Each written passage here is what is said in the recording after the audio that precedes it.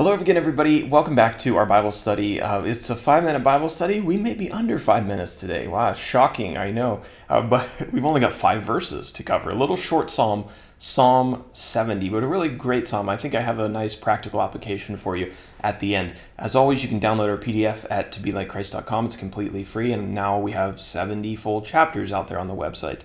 Our author for Psalm 70 is once again David.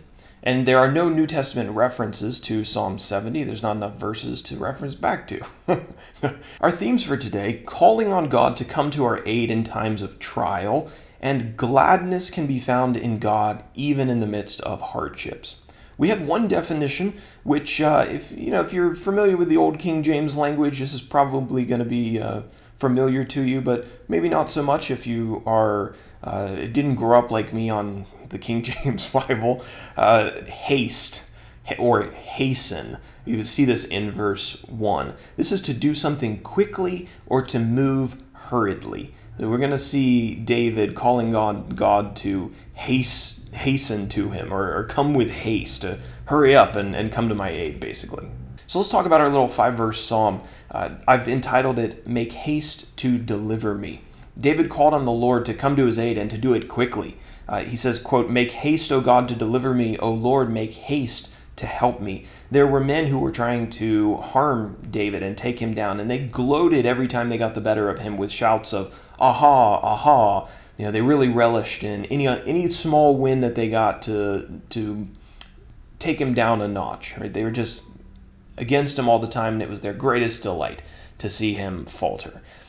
David wanted God to shame these men who wanted to do him harm, and he asked God to dishonor those who delighted in hurting him. He prayed also for everyone who was in a similar situation, everyone who was oppressed, to find their gladness in God, even in the midst of these rotten people that exist in the world. He says, quote, May those who love your salvation say evermore, God is great. And so that is the whole of Psalm 70. Now let's talk about our application, hopefully a very practical one today. Question, do you have any enemies who are trying to get the better of you or trying to kill you? Now before you answer that question, no, I promise you that you do, because the Bible tells us that we do. In 1 Peter chapter 5 and verse 8 talks about our adversary. Your adversary, the devil, prowls around like a roaring lion, seeking someone to devour. The devil relishes in getting victories over you, separating you from God with these shouts of, aha, aha. He loves pointing and accusing us of our sins, and he ultimately wants our sins to destroy us. So I thought in a way to combat that, this psalm is so short that I think what we could do is to take it, write it down on a piece of paper, and then put the psalm in your wallet or your purse or in the back of your phone case. That's actually what I did yesterday, and it fits very nicely, surprisingly. It's hard to do with one hand.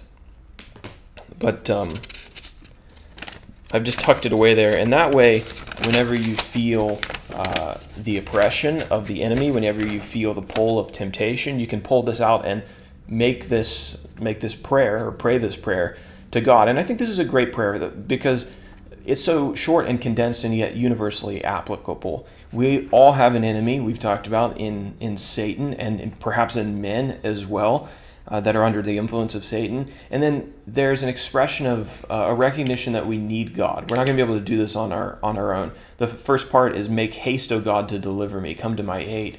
Calling on God, I need your help. Can't do this by myself. The last verse of the psalm, But I am poor and needy. Hasten to me, O God. You are my help and my deliverer. O Lord, do not delay. And so there's a recognition of a need for God's help. There's a recognition of very real danger. And there's also an expression of the fact that God is greater than this danger that we're facing.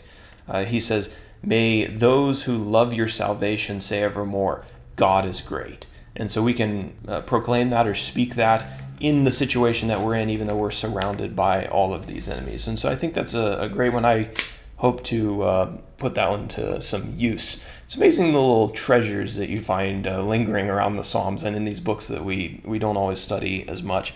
So when you sense that the lion is on the prowl, pull out this prayer and pray it. And I'll read the final section of this one more time as we close. Hasten to me, O God, you are my help and my deliverer. O Lord, do not delay.